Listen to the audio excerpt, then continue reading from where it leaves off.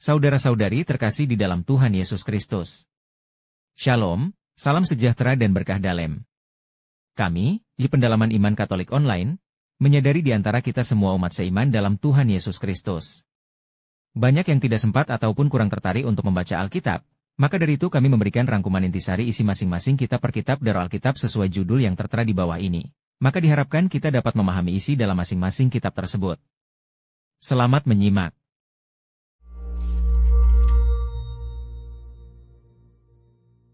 Yesus dari Nazaret adalah seorang guru besar. Sebagian dari ajarannya yang paling terkenal disampaikan dalam bentuk cerita pendek yang disebut perumpamaan. Ya, seperti kerajaan surga itu seumpama seorang pedagang yang sedang mencari mutiara. Dan ketika ia menemukan mutiara yang sangat berharga, ia pun pergi menjual seluruh miliknya agar ia dapat membeli mutiara. Yang pastinya sangat luar biasa. Atau kerajaan Allah itu seumpama biji sesawi kecil yang ditabur oleh petani di ladangnya. Biji itu tumbuh dan menjadi pohon yang besar, dan burung-burung pun datang bersarang pada cabang-cabangnya. Wah, gambaran yang sangat indah. Tetapi, apa artinya? Nah, begitulah. Yesus tidak menggunakan perumpamaan supaya semuanya menjadi jelas.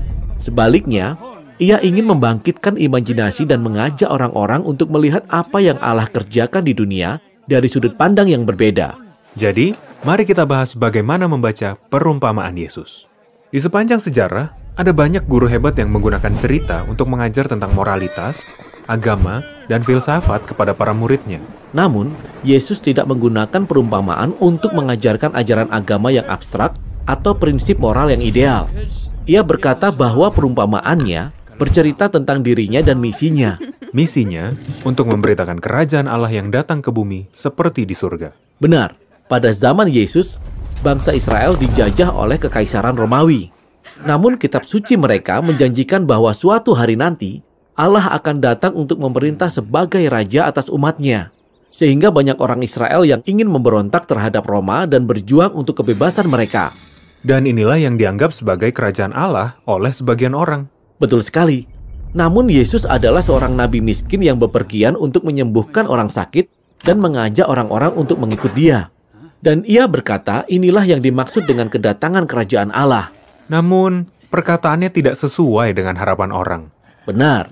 Oleh sebab itu, Yesus menggunakan beberapa perumpamaan untuk membantu mereka agar memahami bahwa perbuatan-perbuatannya itu mencerminkan kedatangan kerajaan Allah.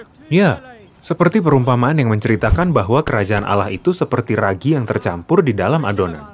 Kita mungkin tidak bisa melihat efeknya, tetapi ragi ini akan membuat perubahan besar. Yesus juga menceritakan perumpamaan tentang nilai-nilai kerajaan Allah yang terbalik dari nilai dunia.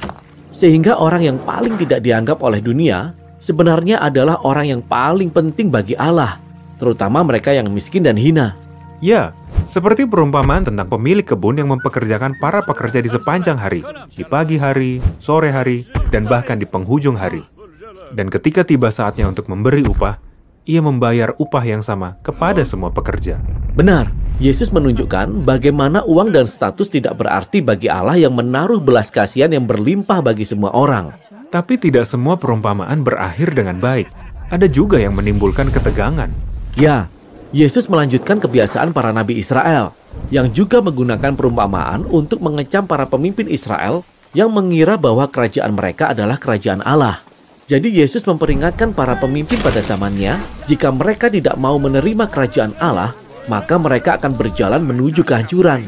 Ya, seperti perumpamaan tuan tanah yang menanam kebun anggur yang indah dan mengharapkannya untuk berbuah. Ya, Yesus mendapatkan perumpamaan ini dari Nabi Yesaya. Lalu ia menyesuaikan ceritanya. Benar, tuan tanah ini menyewakan kebunnya kepada para penggarap untuk mengurus kebun anggurnya. Ketika tiba musim panen, ia menyuruh para hambanya untuk mengambil bagiannya, tetapi para penggarap itu membunuh mereka. Akhirnya tuan tanah itu mengutus anaknya untuk menghadapi para penggarap itu, tetapi mereka membunuhnya juga. Lalu Yesus bertanya pada orang-orang di sekitarnya, menurut kalian, apa yang harus dilakukan oleh tuan tanah ini? Oh, ia akan membinasakan para penggarap itu dan mempercayakan kebunnya kepada orang lain. Yesus tahu bahwa jika bangsa Israel terus hidup di jalan mereka sendiri, mereka akan dihancurkan oleh kerajaan Romawi. Jadi dengan perumpamaan ini, ia mendorong orang-orang untuk membuat keputusan terhadap kerajaan Allah yang ia tawarkan. Apakah orang-orang akan menolak dia, mengabaikan dia, atau percaya kepadanya dan mengikut Dia. Nah, jika pesan tentang kerajaan Allah ini begitu penting, mengapa harus disampaikan melalui perumpamaan? Mengapa tidak dengan cara yang lebih jelas? Melalui rahasia dan perumpamaan, Yesus bisa menyampaikan pernyataan-pernyataan yang tegas untuk mengungkapkan kebenaran. Bagi orang-orang yang berpikiran terbuka, bagi mereka yang memiliki telinga untuk mendengar, mereka dapat merenungkan dan mempelajarinya lebih dalam. Namun, perumpamaan juga bisa menyembunyikan pesannya dari orang-orang yang menentang Dia, sehingga ia bisa mengulur waktu lebih lama lagi. Mengulur waktu? Untuk apa? Yesus sedang mempersiapkan para pengikutnya yang terdekat untuk suatu kejutan yang paling besar. Yesus menyatakan bahwa Allah Israel akan datang untuk memerintah atas umatnya, bukan dengan paksaan atau kekerasan, tetapi melalui kasih yang penuh pengorbanan, karena Ia akan mati untuk dosa-dosa manusia. Namun, kematiannya bukanlah akhir dari segalanya.